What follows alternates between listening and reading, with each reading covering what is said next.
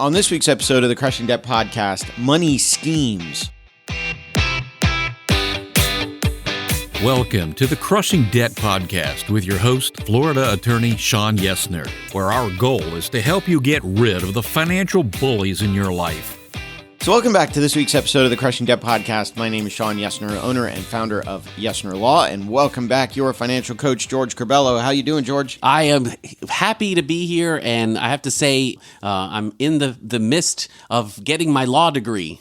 Wait, that doesn't sound right. I think that's an April Fool's joke as well. But hey, I'm already in the mood. It's an April. I love it. April Fool's is my favorite holiday. I've pulled off some doozies before that. Not over St. Patty's now. No. But April Fool's, I've pulled off some pretty good. Well, maybe we'll tell some of those stories later. There you go. But last week we talked about money scams, and so ways that people try to scam you out of your money. What we're talking about today is sort of a cousin of that, sister, sibling cousin of that. Sibling, yeah. Money schemes. So basically, these are things that some may be legitimate. Some may be totally legitimate. They're not trying to scam you. They're not trying to take your money. But these are all different schemes that we've heard of, that we've experienced, that we've come up with, where people try to get money from you. And again, some of these things may be totally, completely legitimate. Now, before we get there real quick, speaking of totally, completely legitimate, I want to talk about our sponsor, Sam Cohen. Sam owns Attorneys First Insurance, where he helps attorneys and title companies all over the country to get malpractice insurance. Even those attorneys or title companies that may have had a slip up or a goof or a claim in the past, Sam can still get you coverage. So a great way to support us is to support Sam. Great way to support Sam is to introduce him to an attorney or title company that you may know that just wants a quote. He's not going to hard sell it. He's not going to be that annoying salesman. He's just going to give them information on can he beat their current quote or not. That's all he's going to do. You can contact him, Sam at attorneysfirst.com, or just attorneysfirst.com is the website. So, money schemes. What are you talking about when you say money schemes? So here's the thing that comes to mind for me. It's we still live in this age that it's get rich quick. That's where I will emphasize when we talk about schemes. It's what can I do to make a quick $2,000 over a weekend, or take this course and I will make you a millionaire. That's where I kind of want to lean on in regards to the schemes, because we all get into those modes where we want to make more money, side hustles, side gigs, side businesses. But for me, it's where do we draw the line between something that we know works and could work if we put the effort in it, and something where we feel like we go through the experience and we're out of money and we're losing money, or we have to turn to I would say a financial coach or even a bankruptcy lawyer, right? Yeah. To kind of like, oh man, I think I put myself in a situation that might be hard to get out of. So give us an example. Give us one. I know we've come up with a couple different ones, but give us one example. So the ones that come to mind is, you have your Ponzi scheme. Obviously, I'd imagine you've probably come across some examples of that. Pyramid schemes, which again, we can probably debate on some of those kind of things. I've seen even from, even my business, from a coaching, you have coaching schemes. So we'll get a little bit more on that too. But it's it's one of those kind of things that, yes, people can make money in these types of situations, but sometimes we get taken advantage of in these. And that's where I kind of say could be our problems. Hey, remember that pump and dump? You hear that a lot on TikTok and Twitter and all that. What does that mean? That's the stuff that comes to mind with, it's like, ooh, get rich, but somebody still is paying the price. God, the last time I heard pump and dump was a friend of mine who had just had a baby and was breastfeeding the baby, but she wanted to drink. She wanted to drink alcohol. Have not get hammered, but she wanted to have a drink. Okay. But she didn't want the alcohol to get into the breast milk, so she would have a beer or have a drink or have a whatever, and then pump the breast milk and then dump it out, so none of the alcohol was in the breast milk for the baby. My thought kind of was, why not? It'll help the baby sleep. Get the baby drunk, put the baby to sleep. Oh my God! I'm going to assume that you're not an expert on the on this topic. So no, I have not run any pump and dump schemes because because I can't breastfeed, apparently. Yeah. Although I have a feeling they're two separate things. But so Ponzi schemes and pyramid schemes, in my mind, I always understood that those were the same thing. Right. Ponzi, I think, is the name of the case, the name of the first person to do made it. Famous. Right. Ponzi schemes are illegal. Pyramid schemes can be illegal, but I know we were talking about that pre-recording where certain things can be described as pyramid schemes that are not improper or illegal, but we can talk about that. Right. But Ponzi scheme, I actually have a client. One of the ways this came up when we were first talking about what topics we wanted to cover, I actually have a client who was the victim of a Ponzi scheme. And it was really interesting in that the person running the Ponzi scheme was allegedly sending money to, and it kind of goes with the romance scams that we were talking about last week. Yep. So the guy running the Ponzi scheme targeted my client and a bunch of other women. And what he would do is he would send them gifts or money or whatever. Well, when the Ponzi scheme was suddenly found out, it was not in the state of Florida, it was in another state, and the Attorney General and the federal prosecutors in that state filed a federal lawsuit against the guy running the Ponzi scheme, and then when he disclosed, here's all the women that I sent money to, Right. they started going after all these women to get a return of all that money, including my client. Now, my client really didn't get what she says she got was, she would get some flowers or she would get, a small gift, nothing overly expensive, or she would get some money, $50, $100. Something. But really nothing of any substance. The problem is we couldn't prove that to the federal court that was investigating they could prove that she got packages. They couldn't prove what was in the packages. Got it. So they were assuming worst case scenario. The problem was we didn't have the proof to show what was in the packages either because it was all this little tiny garbage or, small amounts of money, whatever. I was able to settle it. We were able to avoid a bankruptcy by settling it, and we paid a couple of grand and it was over. But I think the point there is kind of goes with last week's episode about romance scams, but this one was paired with a Ponzi scheme because the guy running the Ponzi scheme did this to dozens of women, not just my client. So you really want to be careful about that stuff. So basically, a Ponzi scheme or a pyramid scheme is basically a situation where you're making money because of what somebody else does. There's no real money behind the scenes. So I'll say, hey, George, you give me $1,000, I'll turn that into $1,500. You say, great. You give me the $1,000. You say, okay, now it's time for the return. Where's my $1,500? And I go, oh, oops, here it is. And I give you the $1,500 back. But I never really did anything to earn the extra $500. So then I got to go to the next person and say, hey, if you give me $1,000, I'll turn it into $1,500. They give me $1,000. 500 of that 1,000 is how I made your $1,500. Right. I only got 500 left, but I got to return that second guy $1,500. So I got to go and find. I go to the third person. Give me $1,000. They give me $1,000. Now I got $1,500 to give to the third person. I got no money left over for the fourth one. And that's where the Ponzi scheme falls apart. Now I'm doing it, $1,000, $500, Right, $50. you're doing millions, right? When you're talking about millions, Yeah. and that's basically what Bernie Madoff did is that he had this whole structure where there was no real money being created behind the scenes, or at least not enough money being created behind the scenes to give the returns that he was promising. And eventually all pyramid schemes, all Ponzi schemes, they always get to the point where there's just not enough money to sustain it and it comes crashing down. If you're there at the very beginning, you may make out like a bandit. Right. If you're there at the end, you're going to get destroyed. The question is, if you get involved in one of these things, at what point did you get involved? Right. Did you get involved at the And beginning you don't know that. or the end, and you don't know? Ah, jeez. So I would. And there's no protections. I mean, obviously, in regards to, like if you're at the tail end and everything falls apart, there's no way to get the money back or anything like that because probably there is no money to get back. Not only is there no protection, but like in the case where I defended the lady who had received money, the government can go after. So if you're the first one in and you're like, great, I was the first one in, I found out it was a Ponzi scheme, it fell apart, oh well, I was lucky enough to be one of the first ones in, so I made a ton of money at this. The problem is, if it's a true Ponzi scheme or pyramid scheme, whatever government agency is prosecuting, whether that's the feds or the state or whoever, can try to come after you to recoup some of that money to repay to the other people that were injured. So you're not always necessarily out of it. Yeah. But that's the thing. Like, it sold well, and a lot of those kind of, when they come to you, it's, get rich quick. Here's what we can do. Here's how we can invest.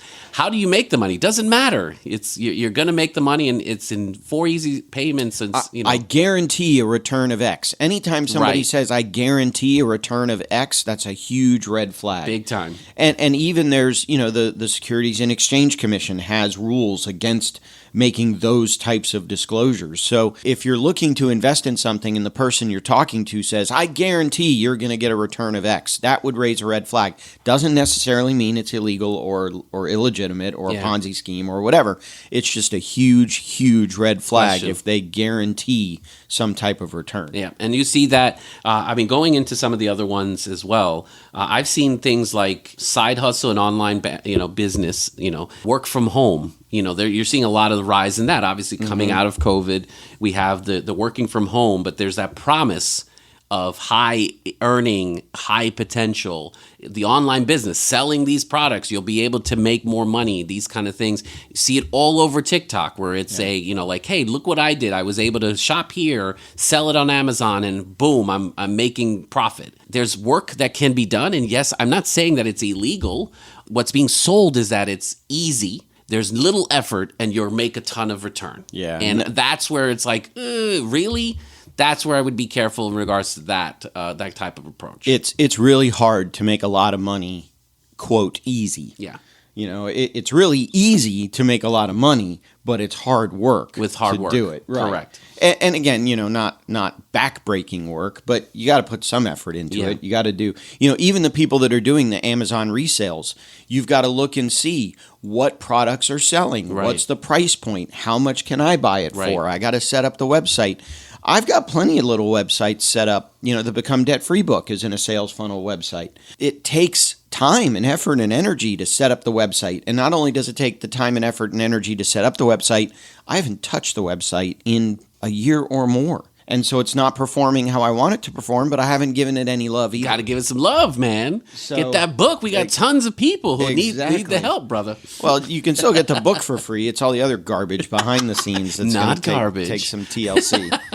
So, what other things you got for us? Man, I have to say, so debt relief and credit repair, you have to be careful in regards to those. I've seen a ton of those. Hey, raise your credit score by 10 points by just signing in or just signing up. That's one thing I've seen. Big topic today, student loan forgiveness. There's schemes and scams itself that's also preying on a lot of those folks who are in those vulnerable spots as well. What I see in a lot of it is this easy. Sign up and you'll get this instant relief. Go for the loan and it's this instant relief. But then you start to read the fine print. There's underlining things that you have to be more cautious. High interest loans, when it comes to debt relief. It's not that the debt is gone, right? It's just moved. I would be really careful about credit repair. Because we can get a bankruptcy off within 6 minutes of your filing bankruptcy. That's not true. You can only get things off credit if it's untrue, if it's inaccurate, if it's a mistake on your credit report. So the example that I always give, I have student loans for another 4.5 years, unless the government comes through with the reduction, and then maybe it's sooner. I had 4 student loans, and they were consolidated down to 2 student loans. Right. The next time I pulled my credit reflected that I had 6 student loans, 6 open student loans. So I disputed it on my credit report, and I said, no, these 4 are closed and replaced by these 2 new ones. Right. And after a little bit of investigation, the student loan company or the credit reporting agency said, yeah, you're right. They took the 4 loans that were consolidated off my credit report because those had been, in essence, paid off. Mm-hmm. They left the 2 that were legitimately on there, and it caused a bump up in my credit score because there was less debt. Yeah, that right. So, but it was inaccurate. Somebody that says we can get a bankruptcy off your credit, well, if the bankruptcy is accurate, if you filed bankruptcy, no, they can't. Yeah. And if they do, they're using some means or method that may not be proper, or they're using some means or method that as soon as you get the score that you want. So we sent out enough letters, we were enough of a pain in the rear end that the credit reporting agency took the bankruptcy off. you then refinance and get whatever thing you're trying to finance. And then the credit reporting agencies go, wait a minute, we verified the bankruptcy's accurate. They throw it back on your credit. Your score goes back down. Now, by that point, you don't care because you've refinanced and you've got whatever you want. But that's the way the scheme works. Anybody that promises you we can get stuff off your credit, they can only get stuff off your credit permanently that's inaccurate. Yep, and so knowing is half the battle when it comes to some of this stuff as well. I've also noticed with the debt relief too, it's kind of like, well, stop paying your credit cards, right? Just pay us and we'll consolidate it into one easy payment for us, not realizing that, they're in the midst of not paying the creditors and they're going to look to debt relief, right? So it's kind of wait till was it over in your credit cards and stuff like that? You haven't paid it for a few months, and then they negotiate down. If you owe X amount, we can get you. So again, and I try to be real clear when I talk to clients. I don't do that. Yeah. I am not a debt settlement company. That's it. Thank you. I'm a law firm. Right. Now, we do have clients that bankruptcy is not the right answer, so we'll work with the creditors to settle the debt. But you don't owe me until we get, we'll negotiate with the creditor. We'll come up with a number. You're going to agree to that number, or you're going to say yes or no, or renegotiate it or whatever. Mm-hmm. But once everybody agrees on that number, then money gets paid to me or to the creditor. I'm not taking a monthly fee from you. Right. And then when I've saved up enough of a war chest, I negotiate. Then I go, right. I don't do that. And one of the things that's really frustrating to me is that you're right. A lot of these debt settlement companies will say, fall behind on your credit cards. Now, I get it. The creditors have no incentive to negotiate with you if your loan's current. Why would Chase take any discount if you're paying them on time every month? Correct. So I get it. From a logical perspective, falling behind makes sense. But I think it's wrong for me ethically to tell somebody to fall behind on a debt. Right. Now, what I will tell them is it's easier to negotiate if it's behind. But then I follow that up with that probably means a lawsuit's getting filed. That probably means your credit's getting hammered. Now, again, there's no way to get rid of this debt and keep your credit up. Your credit score up. Correct. Without paying off the debt in full. So anything that I do to eliminate debt is going to eliminate the debt, but it's going to cause a drop in credit score. Yep.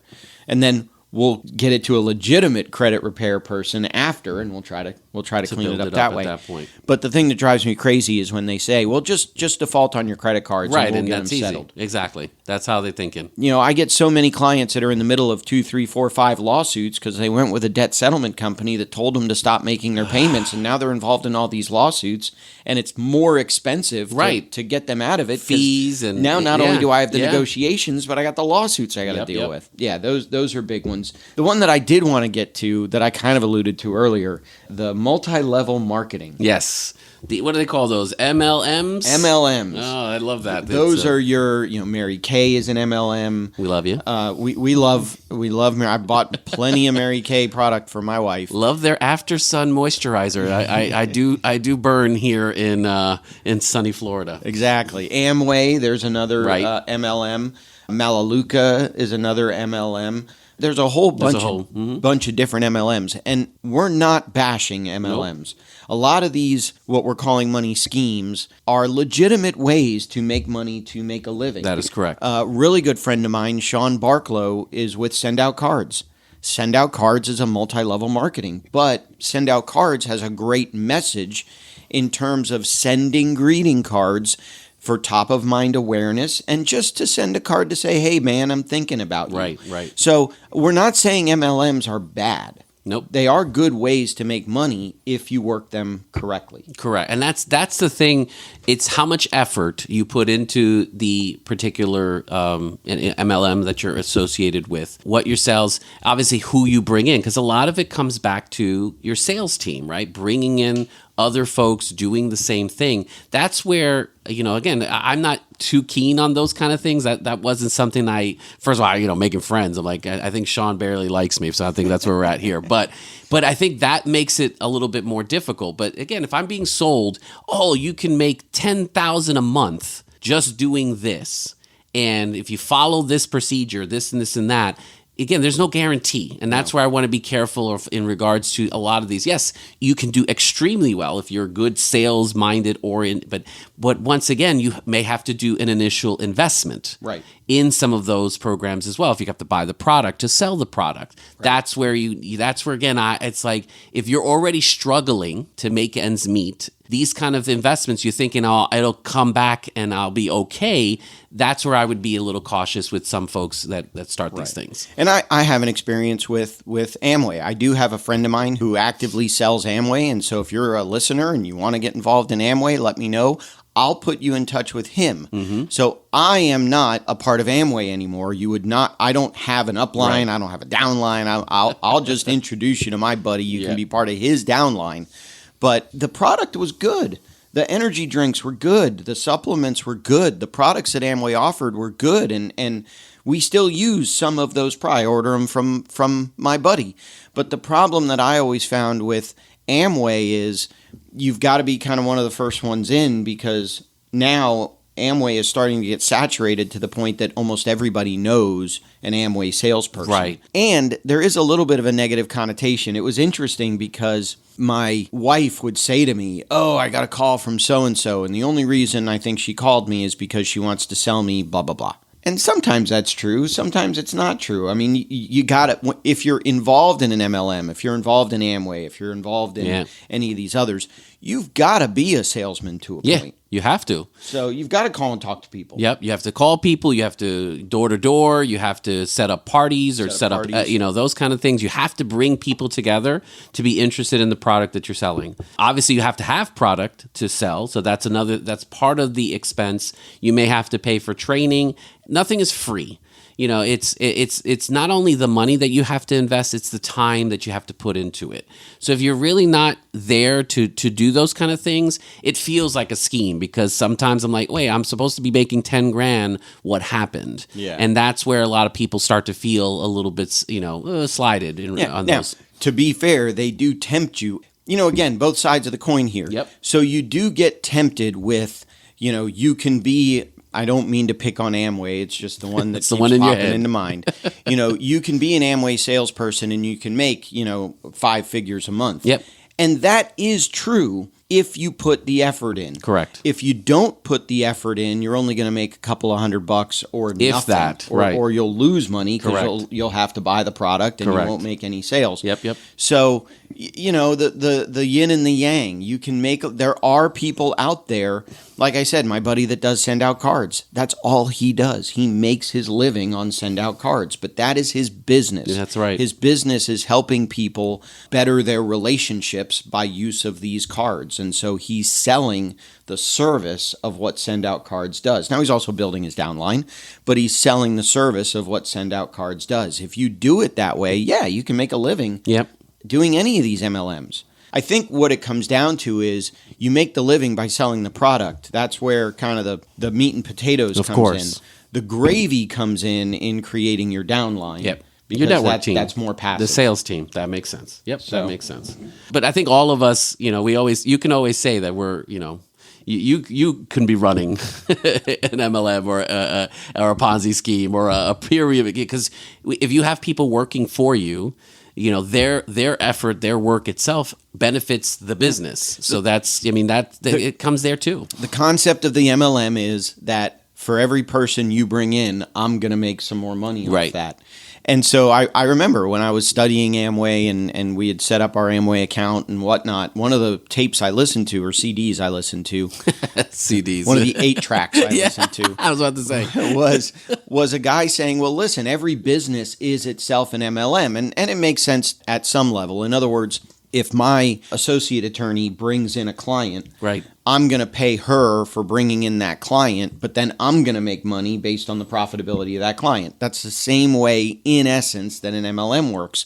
But at the same time, we're providing the service, the legal services, to back up what's being charged. So I get it, but I don't. People. I get it, but it's a little different. But I understand it's the same logic behind it. People, the big knock against BNI is that it's an MLM. It's Yep, a pyramid same scheme. thing. Mhm. Here's where that analogy falls down, though. If I bring somebody into my chapter, if I'm the sponsor that gets another professional inducted into my chapter, I don't get anything. Right. You just, Now, if that person wants to give me a referral, that's where you, I right. get that. Correct. But it's not like if I bring a member into BNI, they pay me $100. That it doesn't happen that way. Right. All I get is a bigger referral network.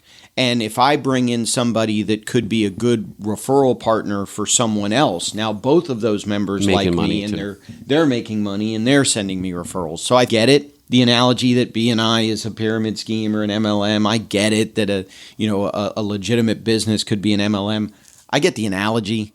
I don't know that it necessarily holds up under scrutiny, but I get it. It's the same principle, but in all of these situations, all I'm saying is there's still no get rich quick. Right. That's the thing we want to emphasize, guys. If somebody tells you by next week or next month you're making 5 figures a month or something like that, I would be worried on those kind of things. Yeah. And of course, what effort are you ready to put into the work, the business, the situation to be able to get back? If you're thinking like, I'll just sit back and I'm good and I'll somehow make money itself, that's where I think you need to be more aware of these types of schemes. The one that I want to talk about before we try to end the show here, I'm going to pick on you for a little bit. Yeah. So money schemes, get rich quick schemes. I'm going to be a coach. A coach. And here's the thing. I would totally agree with you because I've seen it as well. A lot of it too really falls on the, like advance fees for knowledge. Being able to kind of help somebody out within a situation to kind of say, pay me to I can help you provide the knowledge. The knowledge is out there. Mm-hmm. The information's out there from a YouTube. Where I kind of falter on the coaching is, advanced training or on-demand stuff, or you're paying for those kind of things, and I'm guaranteeing that you're going to get out of debt, right, or you're going to have a great, happy life, or I'm not guaranteeing what I'm doing as a coach itself. And I feel like for what I do is I'm giving you the tools itself that allows you to do what you think is going to be best with your money. Yeah. So I'm not going to be in the business of like, hey, $5,000, to do an on-demand program, and then we might be able to give you success on this and the testimony. Like I get that, but I think what the difference that I try to provide, and again, a good coach is really more of giving you the tools necessary so that you can actually start achieving the things and putting those things into practice. That's what I think. I mean, the real value, because honestly, I have a coach right now. Mm-hmm. I have a business coach, Ford Kais and Barb and Juliet and Scott and Tony and all them with Action Coach. Action Coach. I have a coach right now. Right. But where I find the value in the coaching is, like you said, where can I find the tools to do what I need to do to grow the law firm? Right. And the accountability. That's the other thing. I meet with Ford every other week, and we have, here's what I am going to be accountable to you, to do, to my coach, right, to do before our next session. I can tell you, as we record this, we're about to get into the second quarter. I set 4 goals every quarter. I accomplished each one of my first quarter goals. And now I've got 4 new goals for the second quarter. And I don't have any doubt that Ford's going to hold me an Action Coach or going to hold me accountable to accomplish those goals. So for me, I get it. Does Ford have any... Well, Ford and Action Coach and business coaches and those kinds of people, yeah, I think they do have a little bit more knowledge than I do on certain areas. Sure. There's enough on the internet that if I really wanted to, I could probably figure it out on my own. But where they really provide the value to me is they have the knowledge off the top of their head where I might have to hunt for it, and they're going to hold me accountable to do what I say I'm going to do. Accountability to execute. That's where, because remember, think about it. When we talk about coaches itself, you have the greatest professional ball players all have coaches and mentors to help them to again, someone who's going to put you out of your comfort zone, someone who's going to question you, someone who's going to pull you out so that you can do more. Yeah. And I think that's what you're looking for is a good coach does those kind of things. It's not just tell you what to do and then you're supposedly, going to do it itself. Right. I think it's more of getting the passion and the work out of you so that you're wanting to do this on your own and then just making sure that you actually go and do it. Yeah. The other thing that kind of goes along with that are the courses. And the one that really gets me real early in my career when I was dealing with real estate investors. Yep. And they were, the $25,000 course will teach you how to invest in real estate. Most of those were garbage. Most of those were not specific. So if you lived in Florida, they were giving you techniques that worked in Tennessee and Nebraska and whatever. So they might not have been specific to Florida. But what really opened my eyes about the courses was we had somebody come through and he was selling a course on how to create and sell courses. Okay. And he was making money, and I'm like, I could see it. How desperate or dumb do I have to be to pay somebody a ton of money so that they can sell me a course that'll teach me how to create a course? Yeah, yeah. I mean, it just kind of, I don't know. To me, that's where I kind of drew the line and went, nope.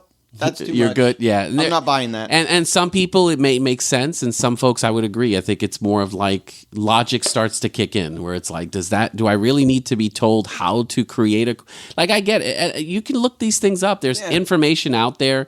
If you need someone, but you're right. It's a 12,000. If it's 12,000, whatever that might be, I would be a little worry about that. So that one to me, that's where I kind of drew the line and went. Yeah, I've got a course for you. You can how to run a podcast. You know.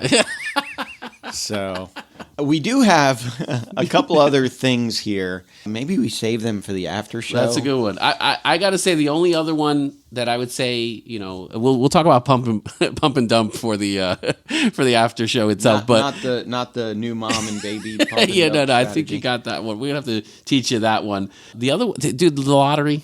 As much as I'd like to, I know lottery is legal. Yeah. I understand that, but the odds, it's like gambling itself. The odds of you winning, it feels good. There's something there about it, but for me, that's another. There's no get rich. Oh, I'll just invest $1. I'm going to make 10,000. I've never been a fan of the lottery. Every once in a while, someone will give me a ticket. Yeah, exactly.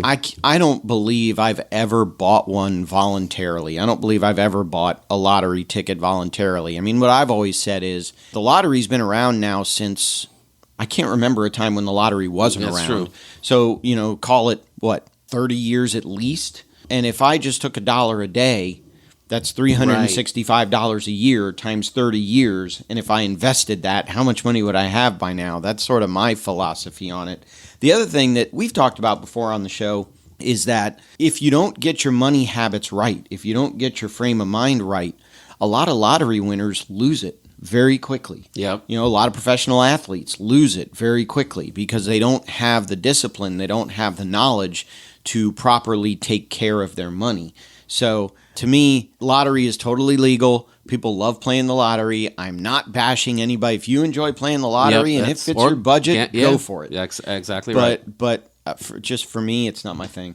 Well, I'll give you the facts there. 1934, first U.S. lottery run itself, but really 1964. So you're right on the years itself since I've been born as well too. So yep, that makes sense. I wonder, do you know when Florida started its lottery? Do you have that? Now you're asking. Now I might have that after the show. Okay, too. after the show.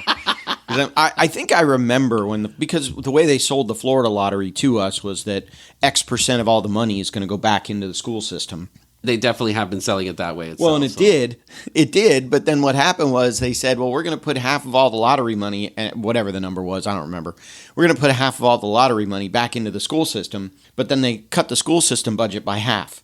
So the school system budget didn't really change. Lovely. It just, they took out money from the bucket and replaced it with the lottery money. So the school budget itself, I don't think really changed at all. So that was the big controversy when the lottery first hit Florida. But I think it says here 1988.